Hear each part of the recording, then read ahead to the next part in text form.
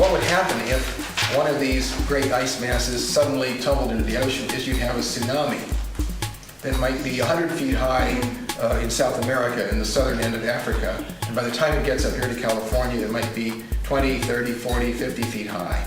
And following that tsunami, after that massive wave of destruction subsides, over the next 2 or 3 days, that water will spread out all over the world and raise the sea level by a certain amount, which could be feet, yards, meters, permanently burying everything that was destroyed in the tsunami underwater, basically.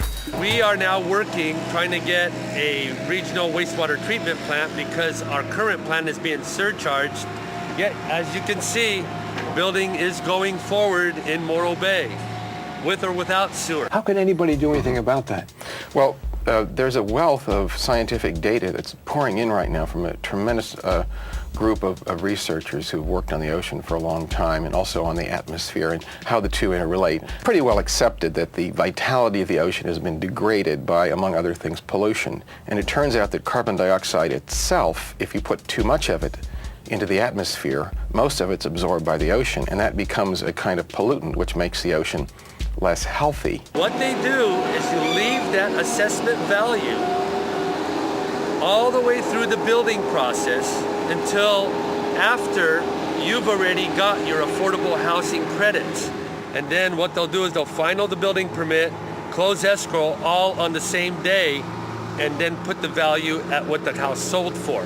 What you're looking at is a affordable house in Cayucas. This house was made affordable by the assessor's office and then sold to the people that bought it that are living there now for $1.47 million. You did mention the front of the Pisces. You better when you talk to me about water. Sure, water, yeah. Water everywhere. Yeah. Did you bring some to share? I don't live in Los Osos, but I've been kayaking on the bay for 20 years or so. And my dad was kayaking on the bay 50 years ago, and you know, it's right there with us. Yeah, that's the spirit. Thank you. Thanks. Hi, my name is Richard Sadowski. I've been working with Marta Joe for the last 2 years. We've been traveling around the country. And from our team is Lydia Holmes, and she is at that table over there. Cool. And she was one of the individuals. Yeah. thank you. On the Highland area, is this the property that is currently exempt from carved out as part of the prohibition? Applied economic rates. I'm looking at it as game theory. If you, the weak point in a fair and balanced, outcome-based. This is our chairman, Mr. K2, and ultimately the project's leader. Who's very concerned about global warming. Very much so.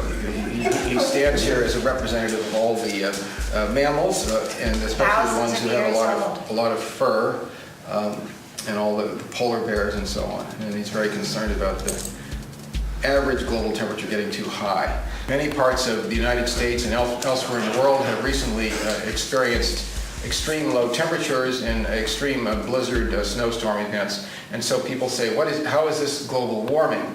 Well, again, I think the term global warming is a bit confusing. There was a movie a couple of months ago called The Day After. The visual effects may be a bit exaggerated in the film, but they're a very realistic prospect. I looked at that. It's a 55-acre mitigation project. I don't know if it's been completed. A different viable alternative is hamstring. And greenhouse gases, one of the things They hamstring a different good is using the wetlands restoration project as a greenhouse credit for for mitigation. Owns the flood terrace right next to the creek. Right. It's being farmed. He said they want to hang on to that and maybe grow houses. Make it perfect wet. You know, it's far from the estuary, but freshwater wet. But we got EPA's attention. We got the American Society of Mechanical Engineers' attention. They're real and they're very close. So Good. I just want to let you know. Here's my card, by the way, so you could just have it. like ponds are negative in terms of construction impacts. Yeah. At the tech meeting last night. Oh, I'm addressing that in my letter tonight. Yeah, and you know, Not the construction act. I overlooked that. You should bring up that detail because I overlooked that we one went to in my letter. Petaluma. We took some video. Oh, Yeah, you didn't go we with me. no, Oh, no, like we're you're gonna go after again. the But meeting? yeah, just right before the meeting. So we Yeah, went there and got right some video, on. Good job. and so it's a very similar like it? terrain Like, and stuff like good that. Yeah, job. so we didn't talk to anybody, but we did a little shoot there. Good. Or confront my own. The mixed liquor will become entrained with the rest of the supernict. It doesn't take long, we'll give it a few seconds so it's really thoroughly mixed. After 1 hour of settle, it'll go ahead and decant through the ultrafiltration membrane into our reservoir tank, and then we'll draw a sample of it. There we go. That's some mixed liquor.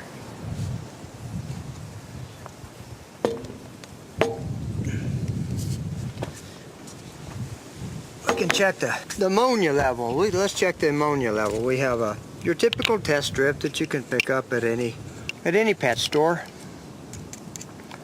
Put it in there. It's a 1 second deal. And ammonia is virtually nothing. So we are thoroughly accomplishing nitrification in the process. It's virtually non-detect ammonia. Ammonia is what comes out of a septic tank at a level of about 50 parts per million. Ammonia is the source of one of the highest level carcinogens known to man, listed on the EPA toxic pollutant list, nitrosamines. Any source of ammonia, which is a household domestic wastewater, is required by the federal law to have a pretreatment technology such as the reclamator. Actually now is the reclamator as the best available technology to be applied prior to even discharging into a public sewer.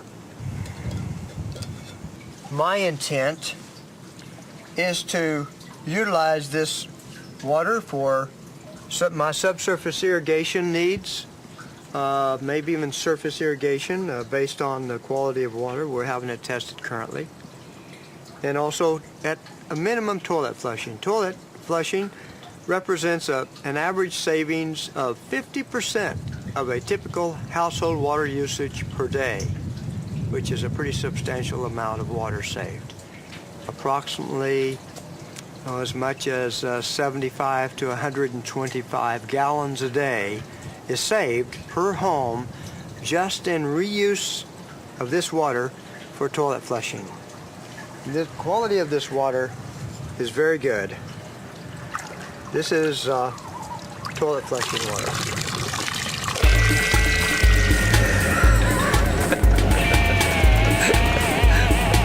That's Boo back there.